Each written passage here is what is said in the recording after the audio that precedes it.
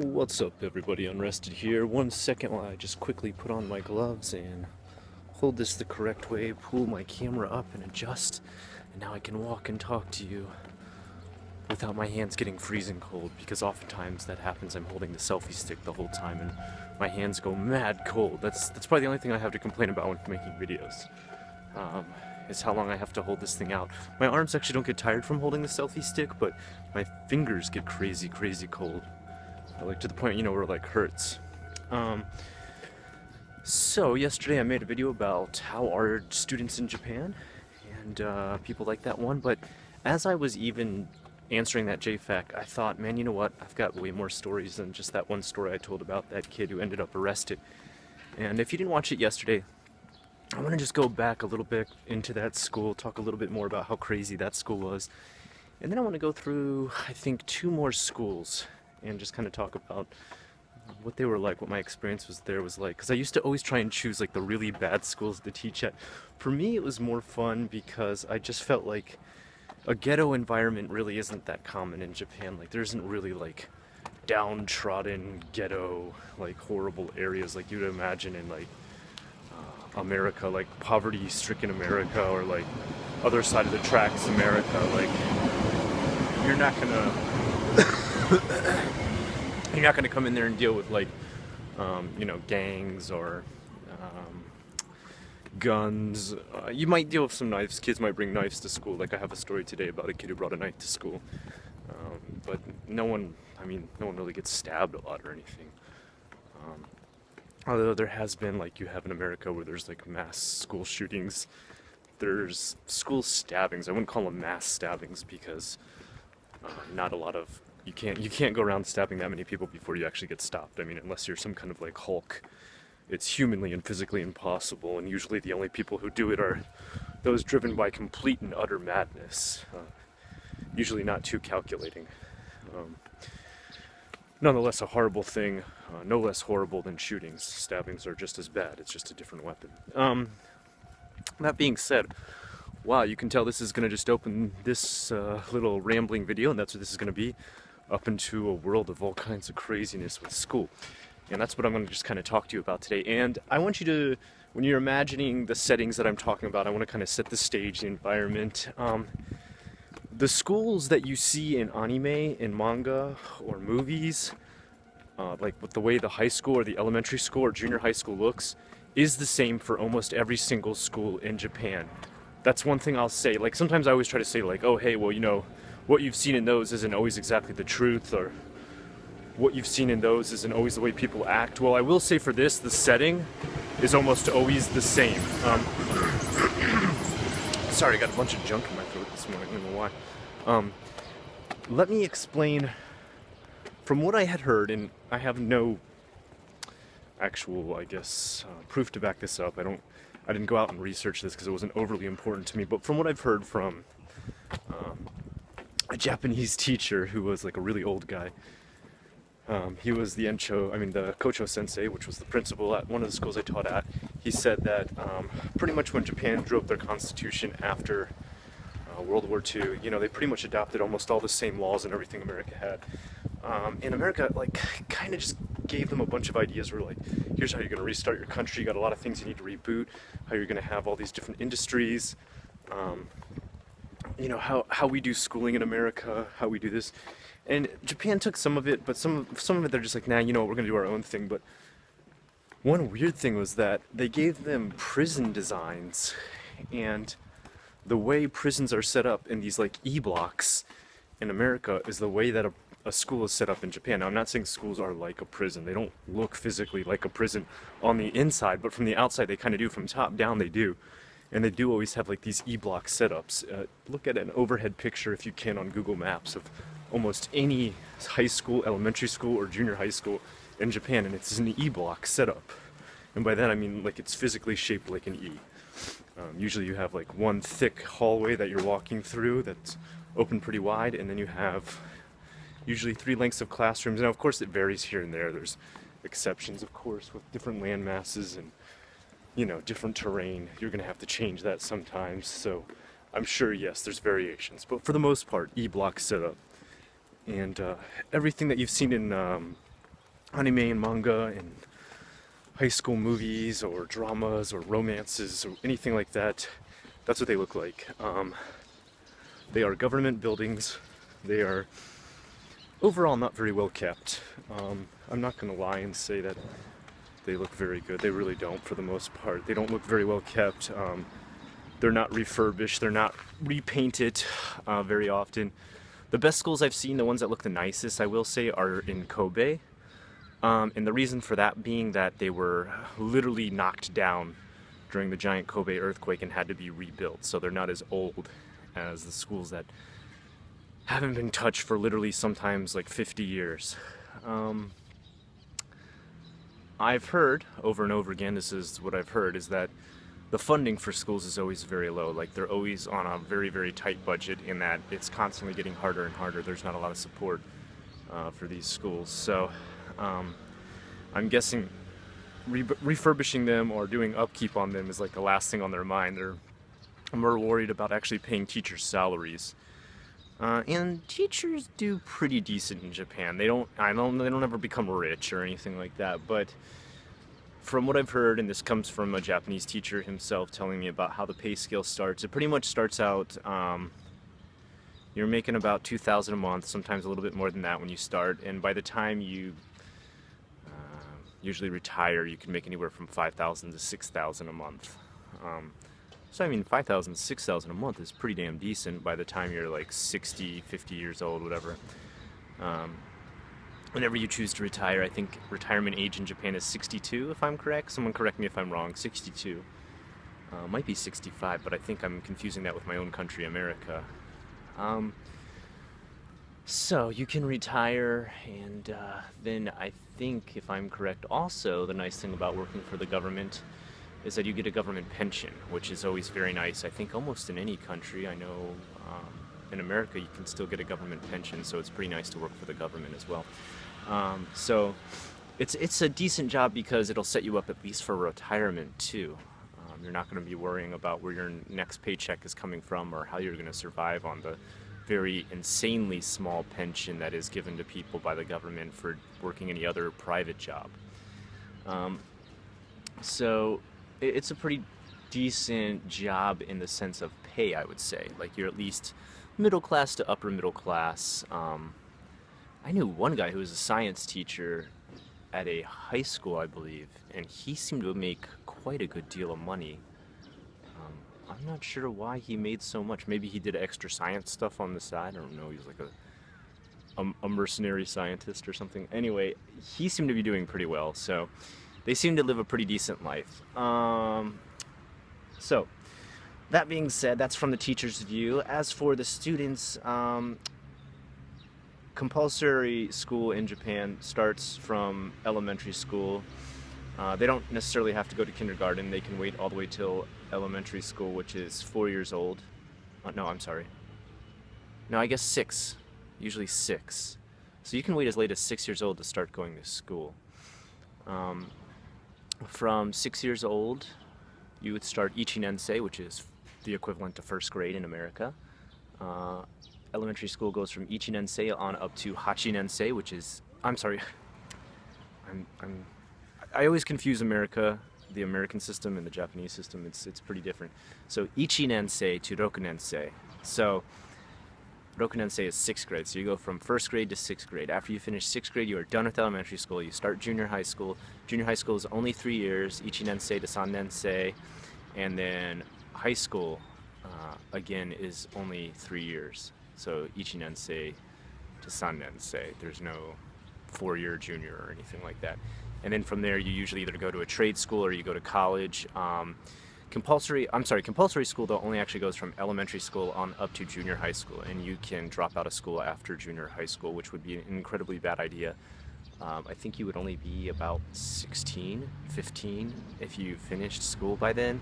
So you could actually try to start a family and start a life and start working. Your job options would be few to none. Of course, more jobs are opening up as the population drops here in Japan, so maybe you'd have a pretty good chance at getting something decent. I don't know. Nonetheless, I would advise any and every student in every country to continue education as long as you can, even into college if you can. Um, Although at this point, I really wonder how much a college degree is worth in America. Um, is it really worth it anymore? Um, so, you're going to school during that time, you're not paying for school. School is paid for by the government. If you're going to a public school, you can of course choose a private school, which is very costly in Japan. It's ultra expensive. Like, probably imagine what private school costs are in America in triple those. That's how much private school is here. It's expensive. And I'm talking for every level. Like, it's of course it's going to be more expensive at junior high school. It's going to be more expensive at high school, and you're going to of course triple it again at those. It's pretty outrageous. College too. Usually paying for just a normal average college in Japan is like paying for a private college in America. You usually have to take out a massive loan, get a co-signer on the loan, and I don't know, scholarships I don't know about. I don't, that's a really different perspective, because I would have to be a Japanese person applying for scholarships at a Japanese college, which of course I've never had that experience. So I don't know the whole logistics of that, and I'm not going to pretend or make up anything like I do. I'm only going to talk about what I really know personally and have experienced. So I first got into ALT teaching as it is, which is not very different from JET teaching. The only difference is, number one, JET is government-based. Japanese exchange teacher, I think is what it's called. That's what it means, if I'm correct for JET. Correct me in the comments below if I'm wrong. I could be wrong, because I was never a JET. You pretty much compete with a bunch of people to get hired by the Japanese government to work as a representative of your country in Japan. Usually you're placed either at a school out in the countryside, or you're placed at a school with pretty much trouble getting a teacher to start there. So sometimes you can get some pretty bad schools, I've heard, but sometimes you can get some really good ones, because I will say countryside kids tend to be way more well behaved. It's just a fact. I've been to both areas. I've been to inner city. Kids tend to be a little more crazy. There's multiple reasons behind that. That's for another ramble entirely, if I'm going to get into the logistics of why that is. So JET program, that's how that works. But again, you're working at elementary school, junior high school, or high school. And ALT is the same thing. The thing that sucks with ALT is usually you get really shit pay. JET usually pays really good, because the government is giving you all the money that they have put aside to hire a foreign teacher, which is usually a pretty good, decent amount of money. Like, you're talking Sanjuman, which is like $3,000 a month. So I've heard is upwards of $3,300 a month. And I think sometimes your apartment is paid for it as well, and I think even your school lunches are paid for. Of course, you're eating the school lunches with the kids, which is really not so bad unless you're a picky-ass eater, and then go home. So yeah, it's not so bad. I think it's a pretty decent setup. From what I've heard, everybody wants those jobs. It's like cream of the crop. Now, I've been here I'm going on 9 years, so if you've lived in Japan if you lived in Japan more than 5 years, that's what it is. It used to be 3 years. They changed it to 5 years now. So if you lived in Japan longer than 5 years, you can't work that job anymore. They pretty much think you're too Japanese. It's a program to try and get kids used to people from another country and teach them how different they are. And I have no negative connection to that. I'm not saying it's bad to teach how different. I'm just saying, like, different culturally.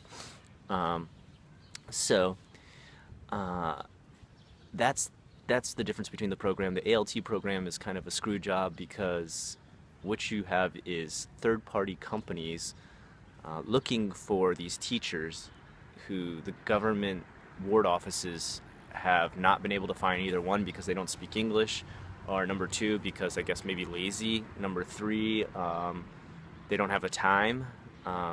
It takes time to find a gaijin in Japan that'll work that job. Or number four, they can't go overseas to be looking for these teachers, which I can kind of understand. That would probably take a massive budget to do. The only reason JET program can do that is because they're linked up with the embassies. So they use these third-party companies that in turn put out their own ads for people living in Japan. You get the job through them.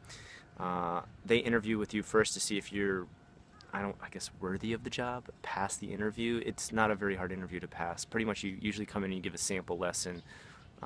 If you don't know how to do a sample ALT lesson, like look up, I'm sure some YouTuber has their sample ALT lesson, for example, Mexican Samurai 100, I think he's got a number at the end there, Mexican Samurai 100 has his elementary ALT lessons. If you followed exactly what he did, you would most definitely get the job. He's a great teacher. I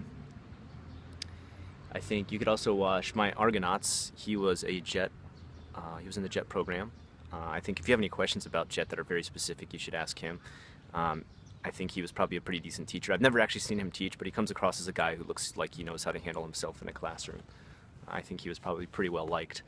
And you know, you go through your interview. If they like you, they then take you to the government ward office where you'll meet with the people who are part of the education board. If they approve of you, they say, yeah, you guys chose a pretty decent person. Then usually you'll meet the school. The school is usually the last people that you meet. Usually they'll feel pretty comfortable with you. You don't really have to do much. Even if you can't speak Japanese, they're usually pretty much okay. If you can speak Japanese, though, it will make them feel a lot more comfortable. I would highly suggest being able to speak minimal Japanese, at least. And, answer questions like, what's your favorite place in Japan? Like, anata no ichiban suki nihon no tokoro wa nan desu ka? Or anata no ichiban suki nihon no ryori wa nan desu ka? What's your favorite Japanese food? That kind of stuff. And, you get the job usually if everybody likes you, and they'll start. But what's really shitty about that job is the ALT third-party company will take a massive chunk of your pay. They'll usually probably take maybe 500 or so a month, and then on top of that, they'll not let you get paid during summer break and winter break, which you are getting paid by the government. The government does care enough about you to make sure you're okay during that time. They're taking that because they're saying, well, you're not working, and we only hired you to work these days, and it says it in your contract. They're literally taking your entire paycheck. So they're just taking like somewhere around $6,000 from you for that time. Sometimes more, because sometimes the school might have a longer break than what you're used to, or they might give you a longer break than what you're used to. So it can be even upwards of like $8,000. They're just ripping that right out of your paycheck.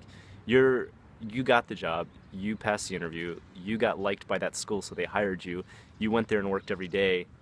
They're taking it because they got you the job. It's like a headhunter with an insane price. So you start your job. You may start either elementary school, junior high school, or high school, and each is very different. Elementary school does not have an English teacher. Elementary school has homeroom teachers, and usually each class will switch homeroom teachers for whatever subject they're teaching, but none of those teachers had to go to a specific schooling for their subject. So how do I better explain that? Because that was a pretty piss poor explanation.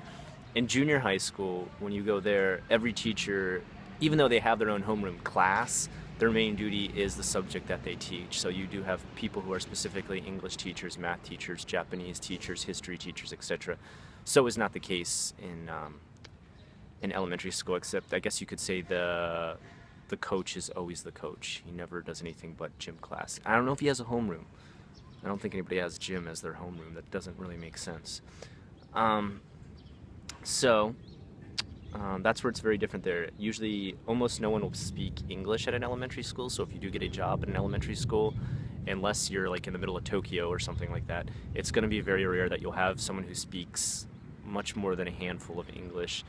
If you do, it'll be someone who just happens to do eikaiwa, which is like English conversation school, on their free time, or has a hobby of studying English, but it won't be because they majored in English to be an English teacher at the school. So feel lucky if you do meet somebody who speaks English, but don't be surprised if you don't. And almost 100% of the time, I'd say Kocho Sensei, the principal, is usually a pretty old dude. He's worked his way to the top. He's usually pretty deserving of his situation. I haven't met any principals who are total dickheads. For that. To be quite honest, the average Japanese principal seems like a really chill, nice guy. Like, I wish some of my principals at my schools had been so chilled out. The one school I'm about to tell you about, their principal was just this nice old man with white hair who just like, he didn't even have to yell at kids. They would just like apologize for him because they felt bad for acting shitty in front of him. I don't know how better to explain it. Like, they would literally, like, he just give him a look like, I'm just really disappointed, that's all. And they would just break down crying, go chai, go chai. I know I'm pronouncing it wrong on purpose. It's supposed to be like little kid lisp, go chai. Okay. So he, like I said, most of these principals are pretty cool guys, but don't expect them to speak English. Like that guy, he was a super nice guy, but he couldn't speak a lick of English. He was cool though. So I'm going to talk to you about first like the elementary school. I'm 20 minutes in and I'm just starting the different schools. Elementary school, the one I talked about was one of the roughest ones in the area. I remember even before I started the job, they said, just so you know, some of the students are very difficult. So I'm telling you what my Japanese, how would I say, like, interpreter, ambassador for the school, how she spoke to me about them. She was really searching for words, I could tell, like, to be very polite and not scare me off, but she was like, maybe, kids are not a problem, parents are a problem. Like, that's what she told me, I remember. So I remember one of the biggest things there that they always talked about was that no matter how much they would discipline the kids or talk to the kids about how they needed to act, the parents would never reinforce it at home. They would never school them at home. They would never educate them on the proper manners at home. So, I mean, you had kids who just like, you know, scream in a teacher's face, throw paper at the teacher, stuff like that. I told you the one story yesterday. If you didn't already watch it, go back and watch my JFAQ about there was one big kid there. He was a big chubby boy who would fight every day with the teachers and not go to class when the bell would ring. Hold on one second, guys. I gotta plug in my battery here. My phone's about to die here. So just a second while I keep talking to you and keep recording and plug this in. I'm multifaceted. This chubby boy would knock stuff down off of every teacher's desk as they would try to drag him to class. And man, he would really throw a fit. It was pretty insane. The coach would come in there, not Coach O-sensei, who was the principal, but the coach, like the sports coach guy would come in there. And he's usually the disciplinary guy at every school you'll ever work at. And he would pretty much have to wrestle that kid to class, so it was pretty intense every day to see that. There was other things at that school that were just really intense. Like there was, I remember Rokunensei, which is like 6th graders, who were way taller than the teachers. And you can't fail school in Japan in elementary school. You can't fail school. You don't have to repeat grades. They'll pass you even if you have F's and everything. So these kids were just monster-sized kids, and they would just like scream right back at the teachers just as loud as the teachers would scream at them. And I mean, I would see teachers just fucking lose it, man. Like, I mean, have a kid up next against the wall and just screaming in that kid's face. And I mean, they were at their breaking point, man. These teachers were not just like bad temper, like they were super calm people, and they would just fucking break finally. Like you would just see these kids snap them, like just, you know, like it would be lunchtime and the kid would just, you know, dole up a big bowl of rice and just fucking chuck it across the room, and the teacher would just, that'd be like, that's it, man, I'm fucking losing it, and just go nuts. So yeah. There was one guy there though, I have to tell his story because he was a really good guy. He was this carpenter. I don't know, I think he was just like the maintenance man around the school. You usually always have one maintenance dude who just fixes up the school over and over, and that school was busted nonstop. Like those kids would just come in there and wreck that school. Like there's paint chips hanging off the wall, there's lights busted out of the ceiling, there's broken furniture in the hallways, there's like the relaxing area, like the area where kids could chill out and stuff. There's just this busted ass couch there and ripped up manga pages all over the floor from manga that they just finished and destroyed so no one else could read it, just out of, I don't know, animosity, venting, just aggressive. And so it was just kind of this like Mad Max Beyond Thunderdome school. And this guy, amongst all of it, he must have just been like this devout Buddhist or just a guy with the most even flow of temperance I had ever seen in a person.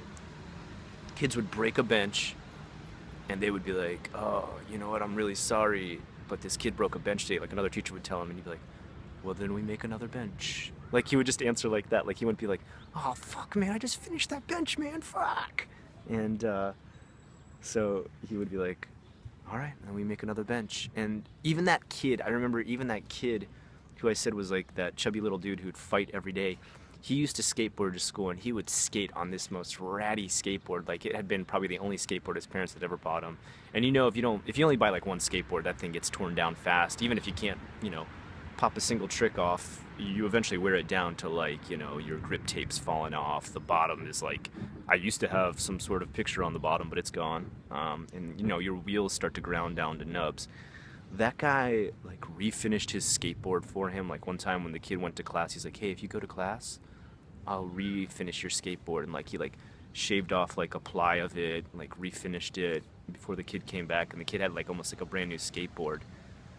And the guy had just done it like just to be calm, and like he tightened the wheels and checked the trucks and stuff like that, and just calmly did that. Like never yelled at the kid like, "Come on, man, I said I'd do this for you if you just go to class." He'd just be like, "How about today you go to class and I will fix your skateboard?" Like he was just this like deadpan guy who just never, nothing fazed him. He was awesome. So I think he was like a really unsung hero of that school, because he's just like the janitor. He's the equivalent to like a janitor who knows how to fix up stuff. So kudos to him.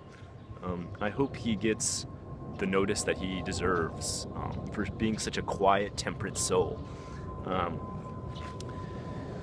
Then let's move on to junior high school. Man, I had some crazy. Junior high school is such a crazy time because the kids aren't mature enough to realize when they're acting like totally shitty or bratty, but they're not young enough to not be accountable for the stuff that they're doing. Like, you know, they understand when they are being ferociously bad, and you really kind of wonder, you're like, what is going on at home, or what's going on in their head that they act like this? There was this one kid who would constantly just like throw shit in the classroom. He would do stuff like just set up a book and pop up the book so you couldn't see his face, right? Like, so he's got his book set up like it's like a, if you're a nerd, it's like a Dungeon Master screen. But like it's like a barrier, like you can't see his face, so he's got his book set up like that. It's a hardback book, so you can set it up. And he'd do stuff like he'd play his Game Boy behind that while the teacher would be teaching, and she'd find it, and instead of being like, "Oh, sorry, sensei," or anything like that, he'd just take his book and like chuck it at the teacher, like, "Fuck you, I want to play my game." And like holy shit, man, are you serious? Like, this school was crazy, man. Like, girls would plug in curling irons and like curl iron their hair in the middle of class. Like, girls would plug in straighteners, hair straighteners, and do their hair during class, put on makeup. And these are like little junior high school kids, so we're talking kids who are just starting to understand what makeup even is. Like, I think 12 to 13 when they start, 16 when they finish. You know, come on, girls, come on, ladies, and men too, man. They were just some aggressive fools at that age. So they were, oh man, there would be fights there all the time at that school, and I can't remember the name of the area. I just remember I had to take JR line to get out there, and it took me to like the most crummy area ever. I remember like there's like love hotels around the school. Just to give you an idea, like I remember there was like this super ghetto like fruit stand and like love hotels, and I was just like, holy shit, like, are you supposed to build a school this close to love hotels? Like, I mean, they're not like right next across the street, but I remember like when I would go to the conveni to get my lunch, I would pass a few and just be like, whoa, really, man? Come on, man, really here? If you don't know what a love hotel is, it's pretty much a hotel that you rent out either by hour or like for a couple of hours to get your freak on. Let's put it that way. That's the most polite way I can do it. So these kids were just some rough characters, and the one kid I told you about who would play his Game Boy behind his book, I guess there was like this one old lady who just didn't take his shit. She was just like, whatever, man, I've been doing this for ages, like, none of you kids scare me. And he'd like throw the book at her, and she'd take it and throw it right back at him. She'd be like, fuck you, man, you don't mess with me. This lady had guts, man. She had guts, dude. She was tall. She was small too. She was like just a small little thing, and like this kid was like, he wasn't as tall as me, but I mean, he was definitely taller than her. So he was tall for a junior high school kid, let's put it that way, because he was only Ninensei, second year. But one day he came to class, and he was just like, I don't know, I guess he had a bad morning or something, and some kind of outburst from him in class, and he threw a paper at her. She picked it up, threw it back. She went to the front of the class, and I'm just there like waiting to start teaching my English. Like, usually what happens, okay, I should explain this better. Usually what happens each time you get into a class is when your class starts, the first thing that the teacher usually does is introduce you if you're the sensei, or say, hey, you know, English lesson is starting now, please stand up, bow to the teacher, please sit down.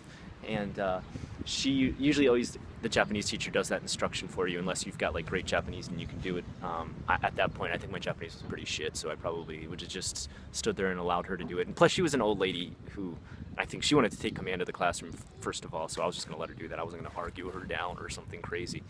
And so she did that. She stood up. She said, "All right, kids," and they bow and everything like that, and they'd sit down, "Hey, kids," and then as soon as class began already, he was like, "I don't even feel like studying English today," or something. He had something on his desk. Was it like homework? I think it was like English homework. And they're like, "Bring it out," and everybody brought their stuff out. They had done it. He hadn't done it. She's like, "You didn't even do it?" He's like, "Cause I don't want to." And he like crumbled up his paper, threw it at her. She threw it right back. He burst out of his seat, ran up next to her, grabbed her collar, and pulled out this knife. I mean, this knife was so tiny. It must have been like a pocket knife. Like, you got like your Swiss Army pocket knife, probably has a decent sized blade on it, and it's a pretty thick red handle. Well, you ever see those kind of like really crappy knockoffs that are like, it doesn't have the Swiss Army sign, it's got some kind of like closely look-alike sign or something, but it's not the same, and then it's really tiny and got the tiny blade. Like, he had that, like, it's like one of those ones like, "Yeah, yeah, I'm gonna attack you with this tiny blade." And he pulled that out and like held it like a real knife and like held it up next to her. And I was just like, holy shit. Yeah. I'm remembering this now, like it's taking me back right now. Like I was like kind of getting that panic right there because I was like, holy fucking shit. All right. Because I was at the back of the classroom at the time. I was going to come up behind each student, I remember, and collect the homework. So I wasn't up there with her. I wasn't able to like suddenly jump in between the two of them because the actual span of the classroom was really big. I remember grabbing a chair and I was like, okay, I'm going to grab this chair and I'm going to smash it over this kid because, teenager kid versus old lady, that's not a fair fight, especially with a knife. So I'll smash it over this kid. And then when I smash it over this kid, it'll probably knock him unconscious, and they always tell you, they say never step in. You shouldn't do that. Like what I'm thinking right there is not even what you should do. You should go get another teacher is what you should do right away. But I remember the only door to get out was the one up by her, and the back doors were always locked so that kids couldn't sneak out of that class because that's what they would do. So I was like, shit, I can't sneak out of here and yell out to the hallway. I'd have to get up to the front of the class. By the time I get to the front of the class, that's going to be a pretty long walk. All these things are going through my head. So that's why I paused right there. I was like, so what did I think? What was the order? And so I'm thinking, I'm like, shit, well, okay, so what am I going to do? I'm grabbing this chair. I'm slowly walking up, and I'm moving it so subtly that unless you were watching it intently, you wouldn't even notice that it was starting to change direction and follow my hand because it was being pulled by me. And I was like, whoa, whoa, whoa, whoa. So I started to talk to English because I felt like if I started to talk in Japanese, he might not even understand me. And English tends to surprise people at the same time. Like they're like, whoa, what's this guy even trying to say to me? So I try to be like, whoa, whoa, whoa, whoa, whoa, let's calm down. Let's just chill out. And just as I'm doing that, he turned around to look at me and faced his back to the door at the front of the classroom, I remember. And at that very second, I don't know how this guy found out, but it was the coach at that school, and the dude was a fucking monster. Like, anybody who says all Japanese people are small, this guy was the opposite of small. He wasn't like sumo wrestler size, but he was just like a fucking massive Hulk. Like, he looked like a professional wrestler in Japan. Like, imagine what they look like. That's what this guy was built like. Like, I just remember he wore baggy sweats, and even those baggy sweats were tight on him. And this dude, I don't think he even opened the door. I think he just kind of like kicked it open, because I remember, yeah, that's right. I remember he opened it so hard the glass on the door broke. Like, he fucking smashed that door open. It wasn't a sliding door, it was an open up door. He kicked it open, ran in, and because this kid had turned around to face me to see what I was saying and doing, that gave him the chance to grab the back of this kid's collar, and he pulled it so hard, I remember buttons popping off the front of his shirt because he pulled the collar this hard that it pulled the shirt up around his neck and popped it off. And right then, I remember the kid just went like limp. Like, he didn't go limp because he got like choked out or something, but he just knew his shit was up. He just lost all energy to like, oh shit. And the needle came off the record for that kid. He knew his time was up. So I remember the teacher put him, he didn't punch him or hit him or anything. He put him like in a lock, like in a hold, like a judo hold. Like, this guy must have been a judo teacher at some point, because the hold looked like some kind of super professional police type thing. I don't know anything about judo martial arts or anything like that, so I'm not going to try and name it or anything like that. But he put him in this hold that just like contorted his body into, okay, yeah, you're not moving an inch. Like, I think the kid could like maybe blink, and that was about it. And this old lady, man, she was just like, anyway, let me tighten my shit up. She tightened her collar back up. Like, I think she had like a little tiny, like, it wasn't like a bow tie, it was like one of those little, I don't know, half scarf, half bow tie type things. She pulled it back up, fixed that shit, and was just like, all right, let's start English class. And I was just like, damn, this lady is an Iceman. Like, she was just straight cold as ice, man. I guess she had had that kind of shit happen before. And she just said, all she said, I remember she said like, oh, we need to get somebody to clean up that glass, that's dangerous. And we went and taught class the rest of the day, and the kids were, they were a little bit shaken up. Like, I could tell like they were having trouble answering because they were still having their minds on the situation. I remember one girl they took out of class because she was like crying. I guess she had had some kind of like PSTD or something that really affected her, like the loud noises and stuff. So they sent her home, but they just had some other teacher come and get her and lead her out of class. So they took good care of the situation. I think they had this shit happen so much though that they were just like, man, fuck this, whatever. And that lady just taught class like nothing had happened. They weren't like, she wasn't like, I need the day off or anything like that. She was just like, anyway, English class. Like she had just had like an attempt on her life. I mean, he didn't poke her or stab her or hit her or anything. He just like ran up to her, grabbed her collar, pretty much let go almost a second later, because I think even he himself surprised himself with the action that he did. Turned around to face me when I started yelling English at him, and then in the next second, like in a blink of an eye, like the giant, the massive like professional wrestler gym coach just, you know, strangled him out. Like, didn't strangle him, I shouldn't say, he didn't choke him out or anything, but he put him in a safety hold. Let's call it safety hold. The teachers were in the right in this situation. I would say they handled it very well. Last but not least, we got our high school that I worked at, and I don't want to name the high school just because I love the kids there. They were sweet kids.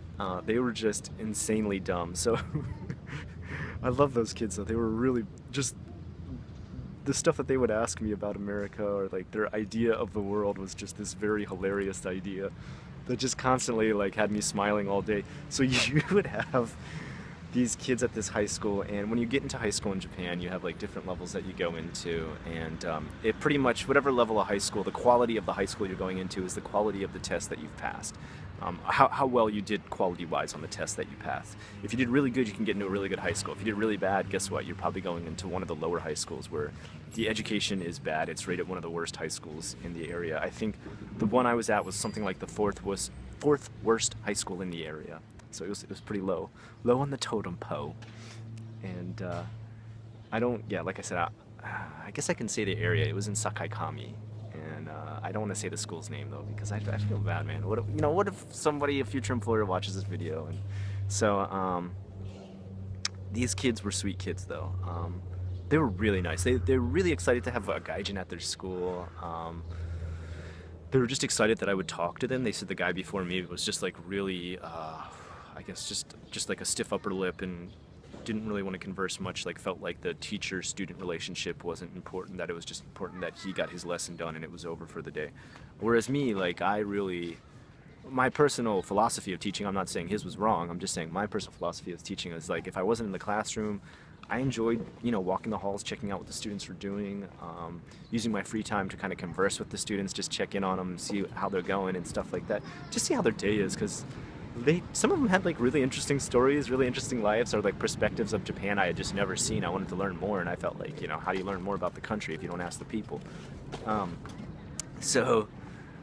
Cool kids, and they just, education-wise, I don't know what had happened there. I don't know if they just never paid attention in class. Like, I mean, they were high school level, and they couldn't do simple things like say, hello, my name is Takehiro, or something like that. Like, they couldn't speak any English at all. One of the best lessons I ever did that they did really good on is I did a lesson that had to do with English names in video games, and I did this like Jeopardy episode where I just like put all these Jeopardy numbers up there for points that they could get, and like I'd be like, who is the most famous male hero of Biohazard? And Biohazard's Resident Evil, for those of you who don't know, and they'd be like, oh, it is Leon Kennedy, and like they would know how to say stuff like that. So I'd be like, good job, you said some English today. Of course, that name's written completely in katakana in the instruction booklets, so I mean, they just are literally reading Japanese anyway, but whatever, you know, it gave them a chance to feel like, oh, we're talking about gaijin type things. So I connected with them on that level. Like, we could talk about video games and stuff, no matter what education level or background. That's one great thing about Japan is almost everybody plays video games. I mean, God, you see like, you know, grandma and grandpa playing 3DS on the subway, so it's pretty safe to talk about video games. So that being said, I never had anything too crazy to go down there. I guess like the biggest thing that ever happened at this school was next to it a sister school, which was a junior high school that linked up to it, not necessarily like physically linked up to it, but was close to it, and you could follow through with that school and move on to the next school if you graduated. Was the fact that there was a murder, and it was a kid who killed a kid, which is pretty super rare in Japan. I would say super rare. You know, just even normal adult on adult violence is pretty rare in Japan. It's not really that violent of a country in general. Um, but this had been a junior high school kid who was 13, killed a 14-year-old by hitting him with a baseball bat, beating him to death with a baseball bat, and then throwing his body in a ditch and just like walking off and leaving him there. So he was arrested, and it was big news all around the school for a while. I don't know what the whole confrontation was about. I think it was over, honestly, I think it was over some sort of trading card game. There's a couple different ones here. You know, there's Pokemon, there's Dragon Ball Z one, there's all different types, there's Yu-Gi-Oh! And apparently it was over some cards, like he had borrowed some kind of like really expensive card and never given it back or something, and I guess that had driven the other kid into a rage enough to beat him to death. So be careful with those trading cards, man, in Japan. No, but really at the school though, at the high school in general, there wasn't any kind of violence or anything like that. For the most part, these kids were pretty harmless. They were really, I guess they kind of had this happy-go-lucky attitude. One thing you'll always hear about from a lot of Japanese people, if you talk to them about their high school days, you'd be like, what kind of fun stuff did you do? Crazy parties did you go to? Times that you drank? And they'd be like, no, I just studied. And you'd be like, no, no, no, no. Like when you weren't studying, they'd be like, no, I just studied. Like, I'd be like, well, how late? Like, what? I studied till like 3 a.m. every night. What? Yeah, yeah, I would study till like 3 a.m. every night. I'd barely sleep. What? Like, it's crazy. Like, if you ask most people, they just studied and studied and studied. Like, maybe they had a sport they played, and if they had a sport they played, then they really, really didn't have any free time at all. Like, they were going to school 6 days a week. And that was because, like, they were showing up for their sport or whatever, their high school activity or club. And they just studied. And, like, study and club and sport was their life. And they had no other life outside. There was not time for partying. There was not time for, you know, recreational drugs or anything like that. That's why you don't hear a lot of that kind of stuff in Japan. There's just not time. If you're going to succeed in high school, there's not time. If you're going to get into college, there's not time. But these kids weren't quite like that. Now, I'm not saying like they were, you know, off drinking nonstop, and, well, I guess a couple times they were drinking. There'd be times in class where they would literally, like, remember that one kid I just told you about who would set up the Game Boy with behind a book that he would set up. He would set up the book and block his view of him, and some kids would do that with Chuhai at that school. They would like set up a book and like have a Chuhai. Chuhai is kind of like a highball.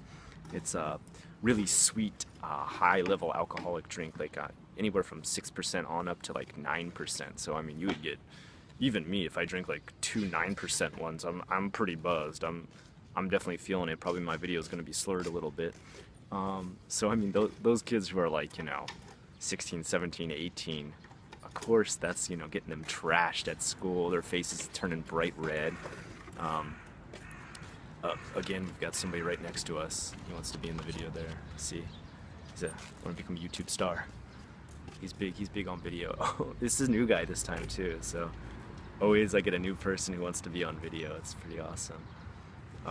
This guy's name is Park Cleanup 101. If you want to join his channel, just subscribe after you're done watching these videos. He's got some great videos on techniques for cleaning up parks. Anyway, I'll get off my tangent.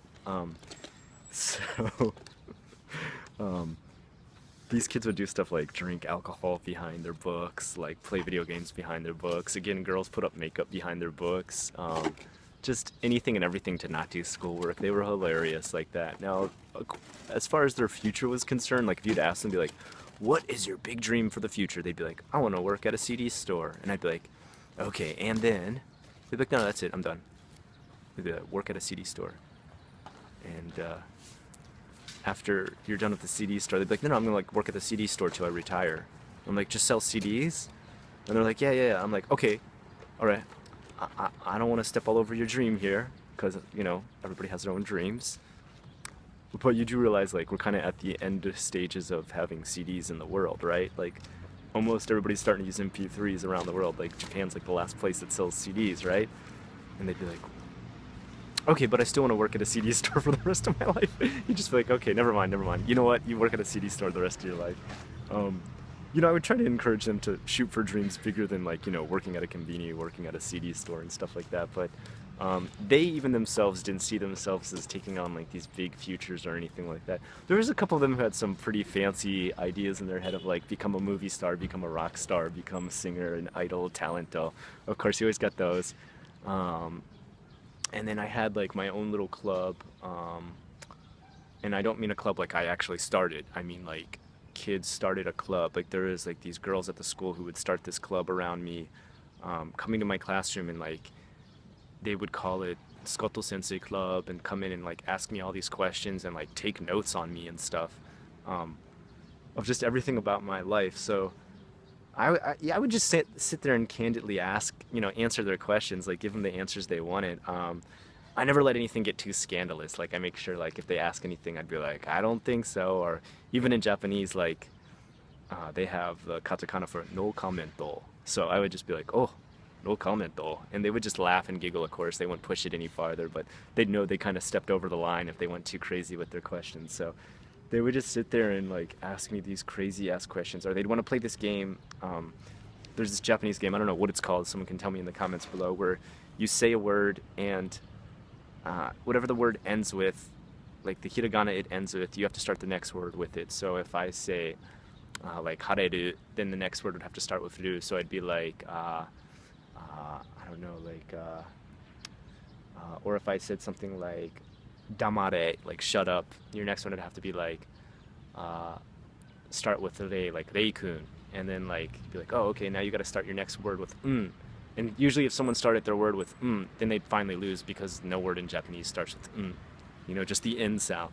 So you would keep playing this game until somebody got stuck with that word. I guess it's kind of like a version of Old Maid, but with like hiragana, because whoever got stuck with that word lost the game. So I guess that was like the big, I don't know, challenge of the game, to try and get somebody else to end up with that, and they would lose. And only one person would lose. That kind of sucks. Everybody else wins. Now that I think about it, oh, that really sucks. I never lost, but they would laugh so hard at the words I would choose, because I think my honest opinion of why they thought that was so funny is because I would choose like little kid words. My Japanese isn't, it isn't amazing. I don't have like big technical words or anything like that. So I guess they felt good, like, here they are with a teacher who's supposed to be someone teaching them and have way more knowledge, but when they play this game with them, he uses words that are so childish that like they know way bigger words. So it was really fun for them. They had a good time. They would laugh their head off when we would play this game because of the words I would choose. They'd always be surprised that I knew at least one more word to say.